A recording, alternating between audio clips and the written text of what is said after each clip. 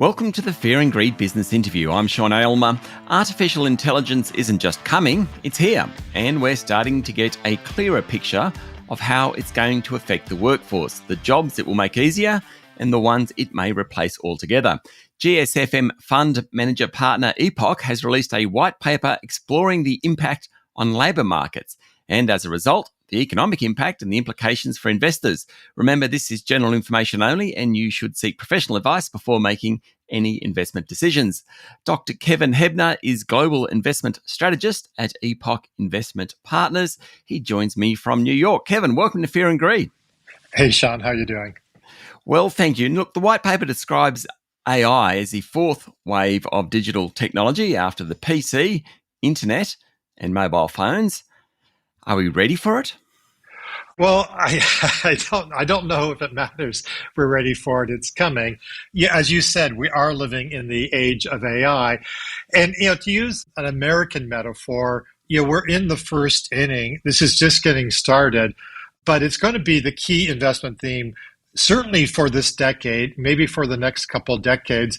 And it's not going to affect just the investment landscape, but for example, we think 60% of jobs will change pretty fundamentally over the next decade or two.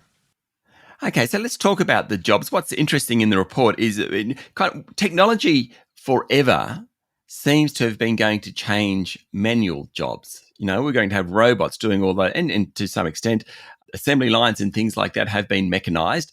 But when it comes to AI, it's not necessarily the manual or the trades jobs that are going to be hit hardest. It's kind of the other end of the spectrum, the white-collar jobs. Is that right? Yeah, and if you go back centuries with technology, whether it was the printing press or the steam engine, it was primarily manual jobs that are affected. AI is different in that a lot of manual jobs, say trades like electricians and carpenters, aren't very exposed at all, whether different types of knowledge economy jobs, doctors, nurses, teachers, lawyers, are the ones that most exposed. Exposed doesn't mean you're going to lose a job. It means your job is going to change. And it's good to be in a job if you're exposed. And as a result, your productivity improves because then you're going to be paid more. But obviously, it's bad if you're exposed and then AI replaces your job. For example, if you're a translator or you're working at a call center, those places look difficult. But yeah, this is very different technology from previous waves. Okay, is it kind of any role that's got a high level of cognitive functioning? Is that broadly what we're talking about? Well, those are exposed, but if you're a teacher, for example, so you're highly exposed, but in all likelihood, the nature of your job is going to change a lot. You have some type of chat box to help you as a teaching assistant. So the way you do your job is going to change a lot. The way that students learn will change a lot, but it should be that teachers are more productive, they're more effective, and they're actually going to be in more demand, and I think will be paid more. Similar with doctors and nurses, lawyers, I think it's a complementary technology. Their job will change a lot. They become more productive. And as one consequence will be the remuneration will increase. Okay, when we hear about these things, people immediately get scared. What, though, should they be doing right now? So if I'm a teacher and I'm married into a family of teachers, my partner, Jackie, she isn't, but all her family are teachers. What should they be doing now? Because they can take advantage of what's going on, particularly if there's high pay at the end of it, rather than being scared of it. What should they be doing? Well, I think for a start, this is sort of normal.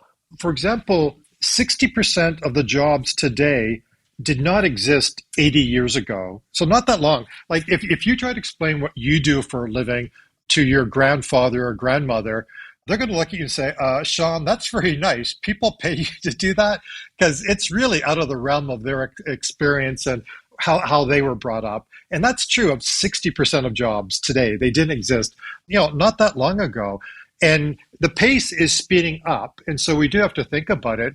So it's sort of the way things have always been. It's just the pace is going to be quicker, and then the types of jobs. So for people who are starting careers, and I think the notion that you're going to have one career for the next 40 or 50 years and it's not going to change, I think that's, I don't think that's been a thing for decades now. It certainly won't be going forward. But I think you want to make sure that you have skills so you can interact with people, good communication skills, good empathy, good creative skills, but also you have to understand how the machine works so you can work well with the machine. And that's certainly true whether you're going to be an educator, a doctor, a nurse, a lawyer, any of these types of jobs in the knowledge economy. Get good communication, interpersonal empathy skills, but also you want to work with the machine. And ultimately, if you don't do that, then someone who works with AI will replace you. So you don't have to be a programmer, but you have to get used to and feel comfortable with computer. And sort of during my career, I initially you learn to work with PCs and then the internet and so forth. And so you have to be flexible and learn to work with the technology. Use it as a tool that complements you, makes you more productive, and increases your remuneration as a result. Stay with me, Kevin. We'll be back in a minute.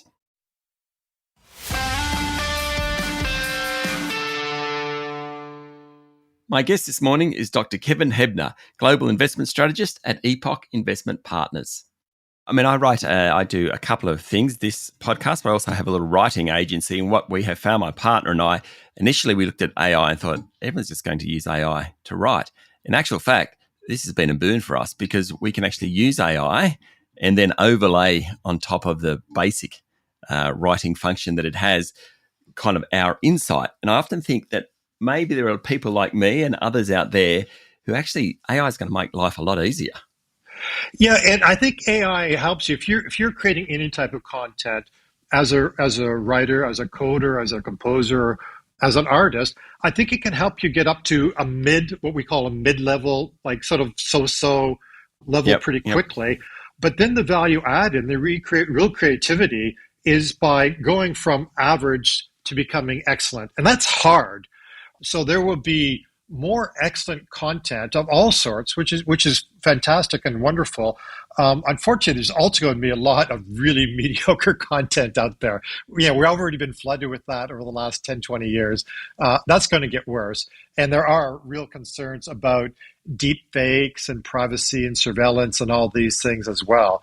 But overall, for content creators who want to excel, and then people who consume the content as readers or whatever, overall, things should get better. So I want to come to investing in a moment, but just before we do that, this must be good for productivity.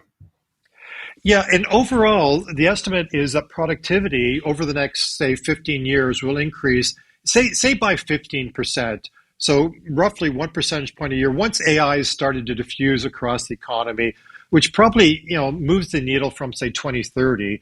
And that's in terms of a baseline productivity growth of 1 to 1.5%. So you can expect productivity growth, say, of 2%. And that's really important because ultimately the reason why we're richer than our parents or our grandparents is because of productivity. And the reason there's been so much improvement in productivity is technology. So the productivity side of this story is really important. So let's go to investing. Now, can AI solve some of the great challenges of our generation? What's that mean for investing? I suppose climate change is the big one right now. Does AI have a role in that? What's that mean in terms of investments? Well, I'm not an expert on climate change, but there are a lot of technologies that are involved with climate change, and certainly AI will be helpful with that. But overall, in terms of investing, there's lots of consequences of AI. One feature is the winner takes most. And if you've heard of the Magnificent Seven in the United States, at least since 2015, we've had a very small number of companies, 7 to 10 companies, representing 50% of the gain in equity markets. So that will continue. And a lot of growth is priced into some of these stocks. If you think of NVIDIA or Tesla, and maybe that growth will be realized, maybe it won't. But there's a lot of companies, for example, Microsoft and Meta or Facebook, which are already producing a lot of free cash flow, have very high return on invested capital relative to their cost of capital. And so they're producing the money here and now. You're not just buying growth that may not happen. And we think those type of companies look particularly interesting. Okay, that's interesting because many people say that the success of the US tech stocks, that period, because interest rates are rising again, that might be coming to an end. But you're saying partly because of AI, they've still got a ways to go.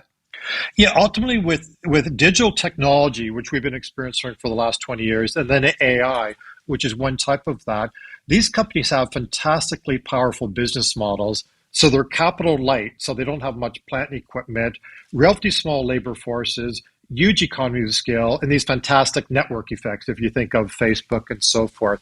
So over the last, say, 20 years, you've seen for the market X tech, basically margins and free cash flow haven't done a lot, but it's tripled for the tech part of the market.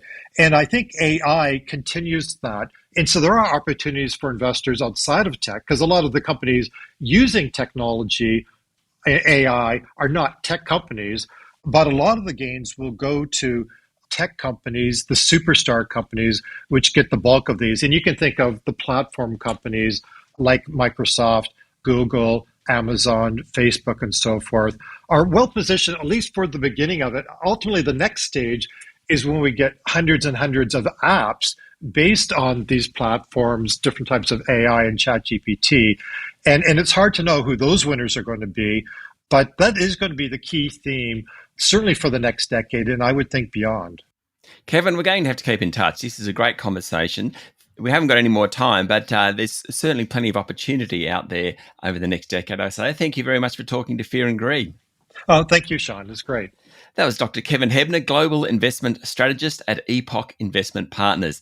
This is the Fear and Greed business interview. Remember, this is general information only, and you should seek professional advice before making any investment decision. Join us every morning for the full episode of Fear and Greed, Australia's best business podcast. I'm Sean Aylmer. Enjoy your day.